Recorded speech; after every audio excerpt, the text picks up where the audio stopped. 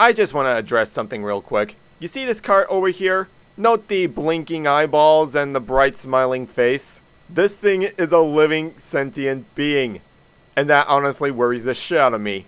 Well, 'tis the season for another monthly Grand Prix in Crash Team Racing Nitro-Fueled. This month sees us in the Winter Festival with some interesting stuff going on all over. So let's get into it. For starters, much like Nitro Tour, this Grand Prix gives us 5 new characters in total. The first 2 being, well, who else? The lovable CTR reporters, Chicken Stew themselves. And man, just the notion that we're playing these 2 as soon as this far in, I'll admit this took me by surprise. I was under the initial impression they'd save these 2 for the big finale when all the Grand Prix are closing its doors. But nope, they're here for the holidays, and I'm actually really happy they are. With how much these 2 really stole the show these past few months, I'm more than welcome to have them on board at long last.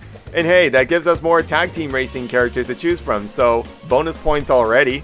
As for the other 3 newcomers, the theming around them is essentially Beanox doing the impossible, treating us to characters we thought we would never even come close to seeing in Crash Team Racing, but many in the Crash community seems to hold out for these people one way or another. In short, this new lineup is the more obscure picks in the Crash Bandicoot library. The first of these is, yeah, that guy. Straight out of Crash Bash, they got Rilla Roo joining the races. Why everyone was hyping this thing up, I have no idea, beyond, you know, nostalgia. But good god, just looking at this guy in the modern days, well, he looks so, well, so stupid! But you know, it's perfectly fitting. Everyone in the Crash Bandicoot community has basically turned this one-off character into essentially a meme lord. So it's like Beanox took this to heart and made him look intentionally bad, as if almost on purpose. All I can say is that it's a good thing I don't really care so much for this character, otherwise I'd be singing an entirely different tune here. Next in line is Yaya Panda, a character I knew literally nothing about. I mean, I knew she appeared in some mobile kart racers about 10 plus years ago, as ironic as I know that sounds. But other than that, there was really nothing else to go off of. And I know there's been people in the community that have been begging to give Yaya Panda another chance. And my initial mindset before this Grand Prix was, really? This is what everyone is wanting? This one character that purely existed for essentially shovelware titles? But then once she came around, it was actually a nice, genuine surprise. They took this blank state of a character and turned him into an extremely fierce, strangely adorable, and hyperactive racing junkie with a need for speed. And honestly, this is all good stuff. It's amazing what Beanox is capable of, and Yaya alone is proof of that.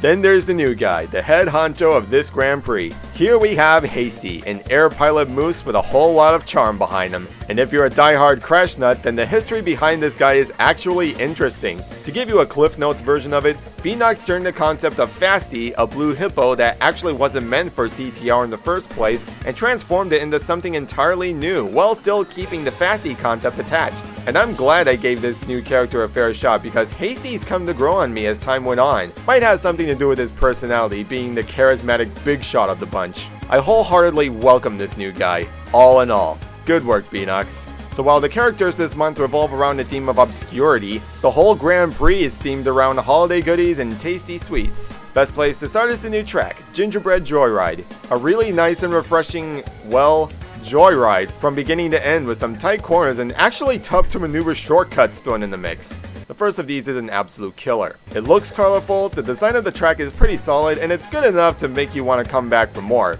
The perfect track for Christmas time. This month's karts are, well, good enough. They're all more original, but nothing really eye-catching for me aside from the Nitro Sleigh, which is honestly the best one in the lineup. Snowplower is looking pretty cool, and the Candy Cone? Yeah, we don't speak of this one. As far as this one's skins go, where to even begin? Crash as a reindeer is hilarious. Coco is literally the sweetest thing ever. The babies both have these super cute jammies. Nash is scoring yet another skin, which goes to show which of the CNK bosses Beanox favors the most. Tana's looking nice for the holidays, and her snowballs defy all the laws of physics imaginable. But the best one out of all of them is Winter Guardian Spyro. To be honest, it really sucks he didn't get any sort of special skin during the Spyro Grand Prix, and this helps to make up for the fact tenfold. Take the Ice Breath Spyro and crank it up to maximum, on top of altering his appearance so his skin stands out just a bit more, and we got a truly badass design in the making. This is perhaps the best they've ever done for Spyro in a long time. Now, we don't get anything truly groundbreaking like a new game mode this time, but we do have an extra cup race option, the Bonus Cup. I had a feeling we'd get another one of these in due time. This one takes us through the remainder of the Grand Prix tracks, including Spyro's Circuit, Nina's Nightmare, Koala Carnival, and the newly introduced Gingerbread Joyride.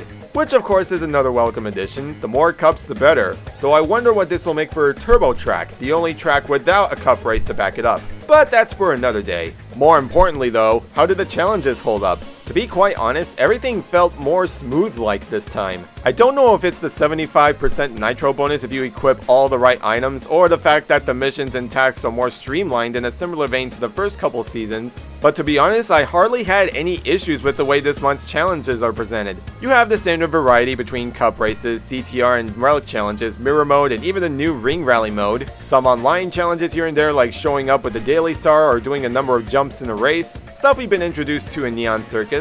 But more significantly, they fixed what was perhaps one of the most spiteful challenges I've ever dealt with these last few months. Passive Rider has always been a major pain in the ass, I'm not gonna sugarcoat it. It was annoying when it popped up once in a while during the Spyro and Circus Grand Prix, and spooky is where this challenge really got on my nerves. But this time they made it so you can race on any track so long as you don't use any power-ups. See, this was literally all they had to do to make this challenge actually worth something. I got so tired of waiting for a specific track to show up in the lobby, waiting for people to actually stay put until the countdown reaches 0 before someone ultimately causes the whole lobby to jump ship, and going through that specific track without using anything in the slightest. This fix alone is what makes this Grand Prix a huge improvement over something like Spooky, hands down. And it could just be me, but matchmaking these days felt somewhat balanced this time. Ever since October, I was hesitant to play matchmaking as normally as I would otherwise, because every lobby I've ever been in always resulted in matches where everyone would pounce on me literally as soon as the race starts, or would drop items in the most cruel ways imaginable, either leaving them on turbo pads or shortcuts you need to get through to secure the win. I still get that, sure, and it's still aggravating whenever I do.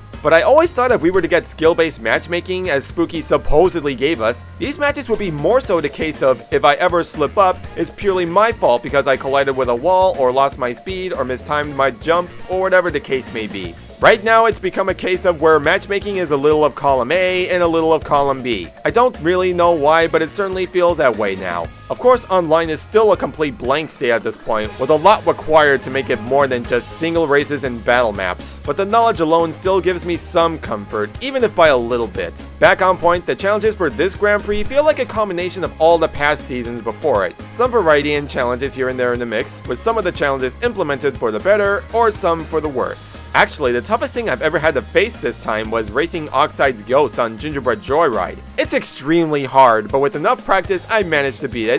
After many sleepless nights and countless attempts, that is. But in short, I'm cool with what's been delivered. This one plays it safe regarding the missions this time, but I can forgive it for just how refreshing filling up the Nitro Bar felt from bronze to gold. In closing, this winter festival was actually a really good Grand Prix. I walked into this one thinking it was going to be majorly generic and not a whole lot would stick out. But what we got here is an interesting selection of characters, an otherwise solid bonus track, a fun new cup race as an added bonus, and a slew of challenges that get tough but actually manageable. All the good ingredients for a solid season in my book. Which reminds me, for anyone wondering where I'd place these last couple Grand Prix now that we're here, here's a short and sweet list going through them all. Neon Circus will always be at the top #1 spot. Next, I'd probably put Winter Festival here for just how well everything held up in general, followed by Spyro and Friends making my top 3. Then continuing this would be Back in Time, Spooky, and Nitro Tour at dead last. I might go in depth with all these once all the Grand Prix are accounted for. And we know this is far from over, as they hinted what January's got in store. A post-apocalyptic world known as Rustland. Already I'm raising eyebrows here. This sounds actually intriguing to be frank. But I'm sure we'll cross that bridge when we come to it. Until then, this is Dan signing out. Be sure to check out my Winter Festival online highlights, and be sure to stick around for anything else I've got in store if you're interested. Happy holidays, folks!